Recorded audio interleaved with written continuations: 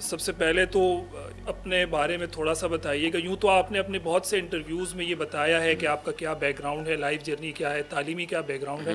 مختصراً ہمارے ناظرین کے لیے کیا لائف جرنی رہی, کیا تعلیم, کیا ڈگریز؟ جزاک اللہ. سب سے پہلے تو آپ کو میں مبارکباد دیتا ہوں. ماشاءاللہ جی ٹی وی میں آپ بہت, آپ کے بعض میں نے پوڈ کاسٹ پروگرام دیکھیں, بڑا جاندار کام کر رہے ہیں ماشاءاللہ.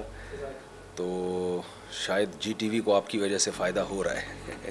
تو میرا تو جو بیک گراؤنڈ ہے تعلیمی, ایس ایم سائنس کالج سے میں سیکنڈ ایئر میں وہاں ایس ایم سائنس کالج میں تھا, فرسٹ ایئر سیکنڈ ایئر جو انٹر, اور میٹرک پی ایف بیس مسرور سے کیا میں نے. اس کے بعد پھر میں مولانا بننے کے لیے مدرسے میں ایڈمیشن لیا.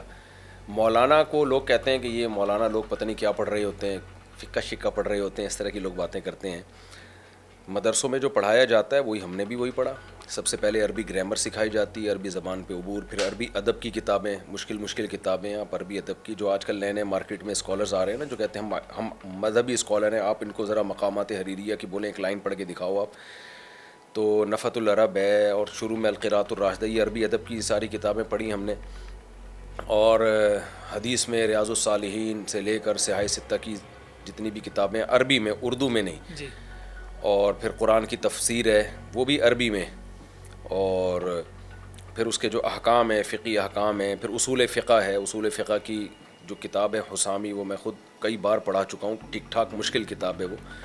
یہ میں نے اس لیے کہا کہ لوگ مجھے سمجھتے ہیں کہ شاید یہ ممبر پہ بیٹھ کے شادیوں وادیوں کے علاوہ ان کو کچھ آتا نہیں ہے.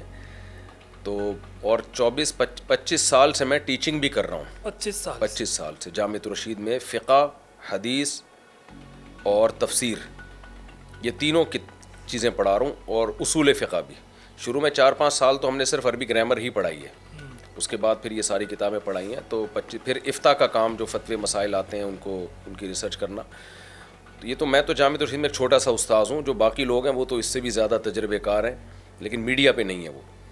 اور ان کی استعداد تو ہم سے بھی بہت زیادہ, ہمارے اساتذہ میں آتے ہیں, مشائخ میں آتے ہیں. کچھ ہمارے دوست ہیں جو ہم سے بھی بہت آگے ہیں الحمدللہ. میں خود ان سے وقتاً فوقتاً فائدہ اٹھاتا ہوں. تو میرا بتانے کا مقصد یہ ہے کہ یہ جو آج کل ایک ٹرینڈ چل پڑا ہے نا, کہ جو اٹھتا ہے منہ اٹھا کے ایک چینل کھول لیتا ہے اور مذہبی اسکالر بن کے لوگوں کو گائیڈ کرنا شروع کر دیتا ہے. تو مذہبی اسکالر بننا آسان نہیں ہے, کسی بھی فیلڈ میں مہارت آسان نہیں ہے, بہت ٹائم لگتا ہے اس فیلڈ میں آپ کو گھسے ہوئے. باقی جو میرے بیانات اور یہ سب چیزیں لوگ شارٹ کلپ چلاتے ہیں, دیکھیں پبلک میں جب بات کی جاتی ہے نا تو بہت علمی افلاطونیاں بخراتیاں نہیں ان کو دکھائی جاتی.